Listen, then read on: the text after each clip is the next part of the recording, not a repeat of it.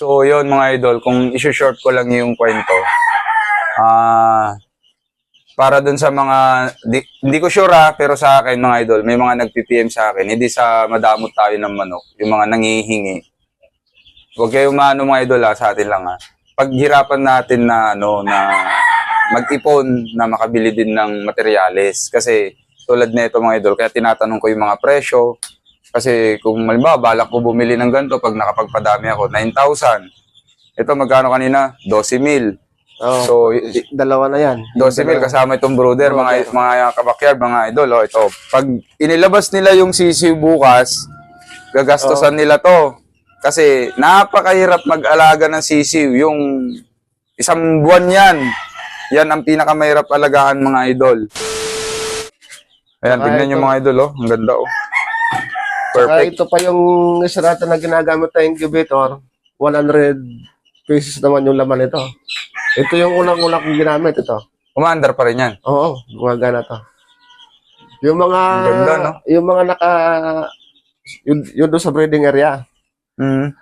Dito na napisa yun. Yung mga nakatali doon. Dito na napisa? Oo, dito na sila napisa. Magkano ang ano dyan? Bili sa mga ganyan incubator? Ito nabili namin yata ito, nasa 9,000 yata to. Galing pa ito ng Batangas So, yun mga idol, kung isi-short ko lang yung kwento, para dun sa mga, hindi ko sure pero sa akin mga idol, may mga nag-PPM sa akin, hindi sa madamot tayo ng manok, yung mga nangihingi. Huwag kayong maano mga idol sa atin lang Paghirapan natin na, na mag-ipon na makabili din ng materyales. Kasi tulad na ito mga idol, kaya tinatanong ko yung mga presyo. Kasi kung malimbawa, balak ko bumili ng ganito, pag nakapagpadami ako, 9,000. Ito magkano kanina? 12,000. Oh, so, dalawa na yan. 12,000 kasama itong brooder, mga kabakyard, mga idol. Ito yung brooder. Then, syempre, pag inilabas nila yung sisiw bukas, gagastosan nila to. Kasi napakahirap mag-alaga ng sisiw. Yung isang buwan yan. Yan ang pinakamahirap alagaan mga idol. Pero pag marunong ka na, babakunahan muna natin sila bago natin ilalabas. yun silipin nyo mga kabakyard, mga idol. Huwag lang natin masyado stressin kasi ito yung bawal sa sisiw. Dahil hindi nila ako kilala, bago yung boses, may stress yan Ang gaganda Mailap sila, no? Ang gaganda. At talagang tried, tested, proven na napakagaling niyang mag-alaga. Kasi tignan mo, iisa lang yung kilos, malinis, ang ganda ng mga ulo, paa. Ang gaganda Sa mga ganito, nag-out ka na rin ng ganito? Pag meron nag-order, pinagbibigyan natin.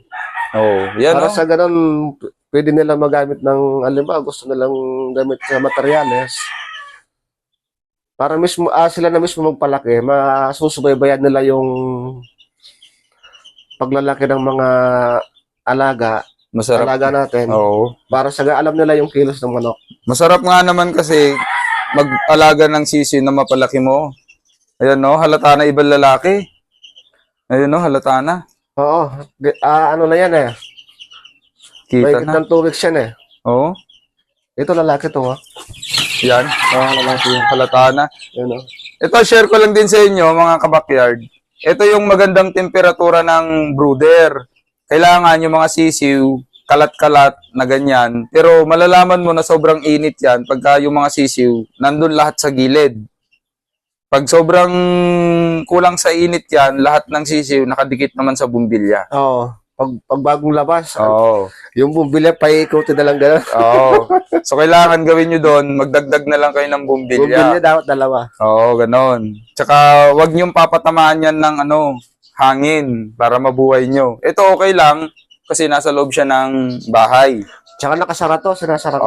Okay lang. Pero kung ito ay nasa labas to, kailangan kulob to lahat.